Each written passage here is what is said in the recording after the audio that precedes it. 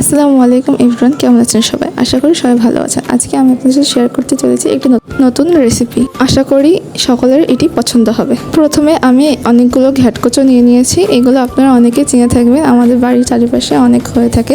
আমি এখানে এগুলো ভালো করে কেটে নেব। আর এটি দিয়ে কিন্তু অনায়াসে এক প্লেট ভাত শেষ করে দেওয়া যাবে।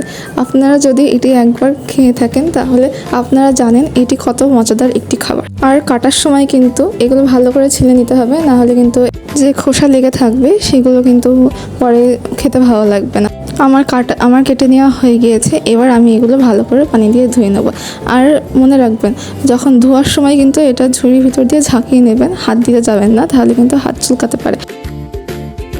তারপরে আমি আপনাদেরকে ভালো করে ধুয়ে দেখিয়ে দিচ্ছি। হাতে যদিও আমার চুলকায়নি, কিন্তু তাও এটা কচু যেহেতু চুলকাতে পারে। এই তো আমার ধোয়া হয়ে গিয়েছে। এখন আমি এটা পানি ঝরিয়ে নেব। এবার আমি মশলা করে নেব। এই রান্নাতে কিন্তু সব বাটা মশলা ব্যবহার করা হবে। এখানে আমি পেঁয়াজ বাটা, আদা বাটা, রসুন বাটা, ঝাল বাটা এগুলো নিয়ে নেব।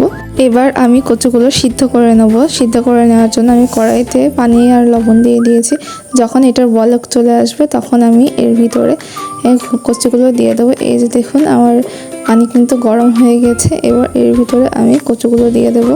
কচুগুলো ভালো করে নেড়ে চেড়ে তারপর আমি এগুলো ঢাকনা দিয়ে ঢেকে দেবো। তারপর আমি যখন এটা ভালো করে ফুটে যাবে তখন আবার ঢাকনা উঠিয়ে চেক করে নিতে হবে যে কচুগুলো ভালো করে সিদ্ধ হয়েছে কিনা। আমি কিন্তু ঢাকনা উঠিয়ে নিয়েছি। উঠিয়ে নেওয়ার পরে দেখে নেবো যে কচুগুলো সিদ্ধ হয়েছে কিনা। কচুগুলো এখন একটু সিদ্ধ হবে, যদিও পানির রং কিছুটা গাঢ় হয়ে এসেছে। আপনারা চেষ্টা করবেন আরও বেশিক্ষণ ধরে সিদ্ধ করে নেওয়ার। আমি আরও কিছুক্ষণ ধরে এগুলো সিদ্ধ করে নেব।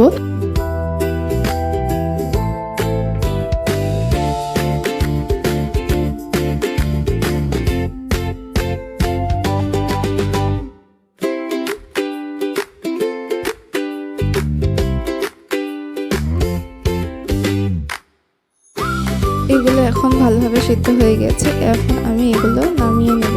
আর এগুলো পানি ছড়ানোর পরে আমি আবার ব্লেন্ডারে ব্লেন্ড করে নেব।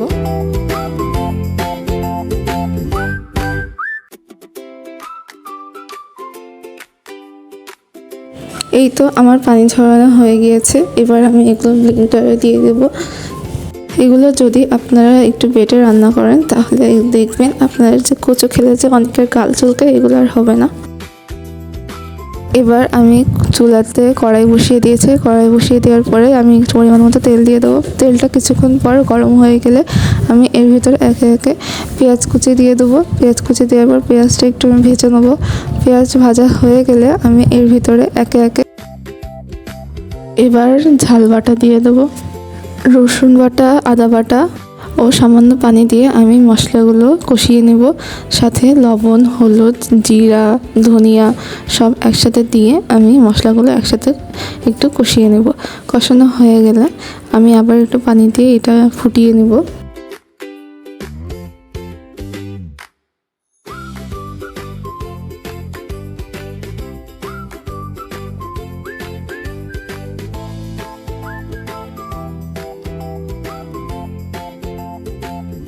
আমার মশলাটা কষানো হয়ে গিয়েছে। এবার আমি এর ভিতরে আগে থেকে মিক্স করে রাখা কচুটা দিয়ে দেবো।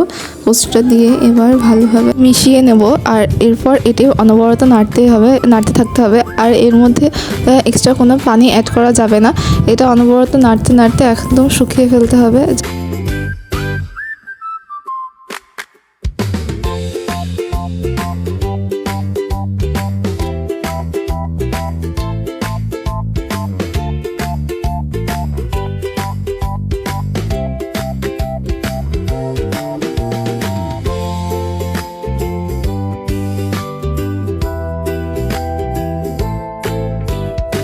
এখন আমার এই মিক্সচারটা অনেকটাই শুকিয়ে গিয়েছে, দেখতে পাচ্ছেন আপনার স্ক্রিনে।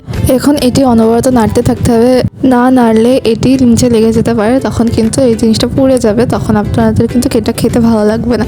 এই যে দেখুন, আমার এটা অলমোস্ট হয়ে গিয়েছে। এবার আমরা আরেকটু নেড়ে, এখন কচুটা কিন্তু হয়ে গিয়েছে। এবার আমরা এটা নামিয়ে নেব। এবার এটা আপনি গরম ভাতের সাথে পরিবেশন করুন, দেখবেন এই মাছ মাংস বাদে সবাই এটা দিয়ে ভাত